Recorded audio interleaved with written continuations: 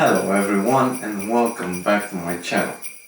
First, I would like to wish you happy holidays, a happy new year, full of prosperity and joy. This is my last video for this year, so I hope I will see you again next year as well. And today we are going to talk about parallelism, so let's get right to it.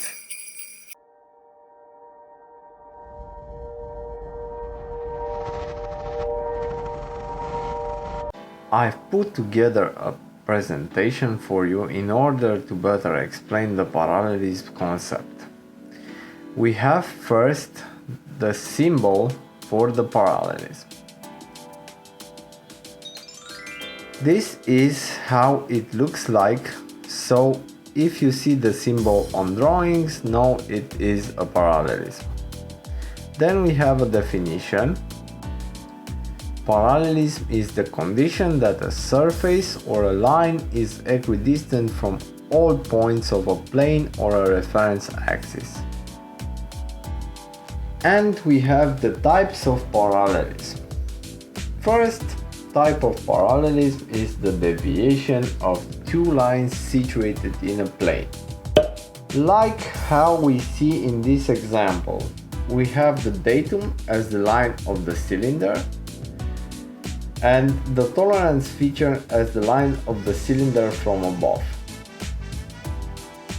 This means that the cylinder from above is not supposed to be unparalleled to the cylinder from below. For our second type of deviation from parallelism, we have two lines situated in space. One represents the datum and the other represents the tolerance feature.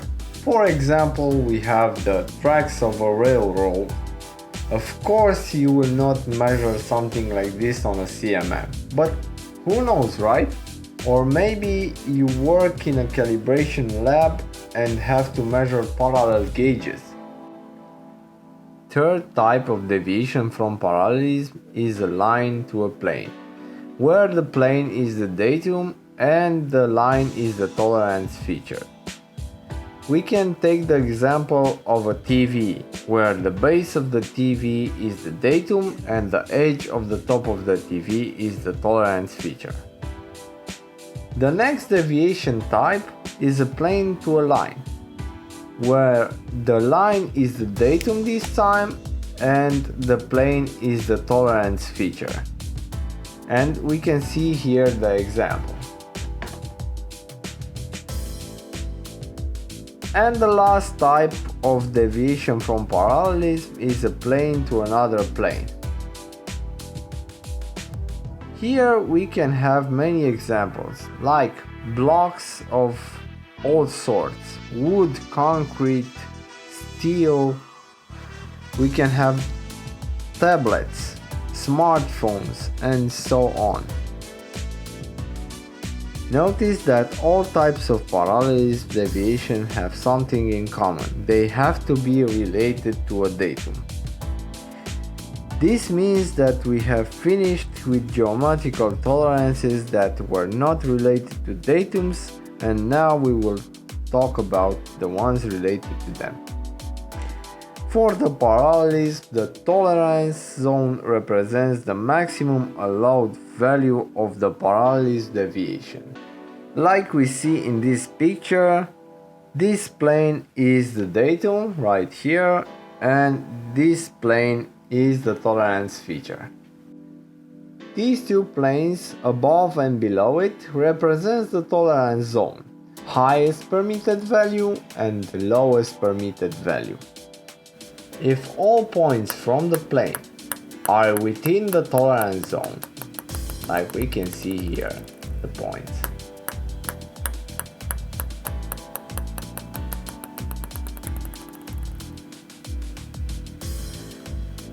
then the parallelism is okay. But if even one is out of the tolerance zone, then the parallelism is not okay. And now let's see the example on gum inspector.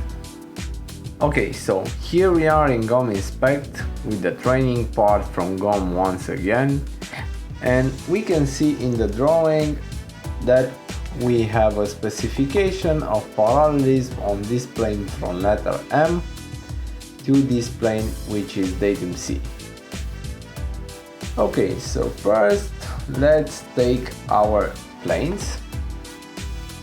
Okay, so make sure only your CAD is visible, so unsee your mesh and then go to select patch and right click on the plane that you want to define, then go to construct plane, auto plane. Okay, create, and we also have select patch again, click on the plane that we want to evaluate, ask on the keyboard, then construct plane, auto plane again. Okay, and create and close. We can go and okay, so we already have a datum C. We will name this plane datum C. Datum C underline M. So we know that it's from letter M. Okay, select both of them and go to measuring principle.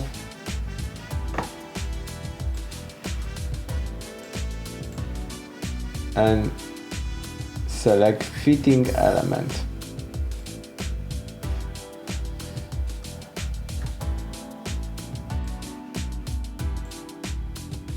Click OK.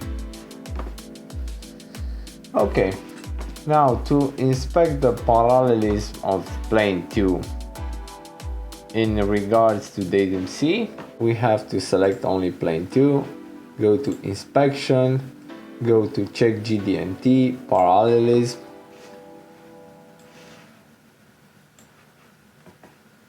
and here where it says datum system, we have to select datum C underline M.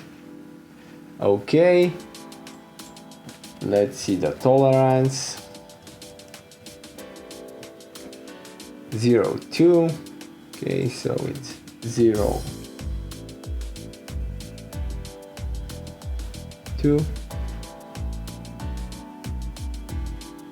Okay, and we can see here that the parallelism is okay. The actual value is 0.16. So let's see exclusively this.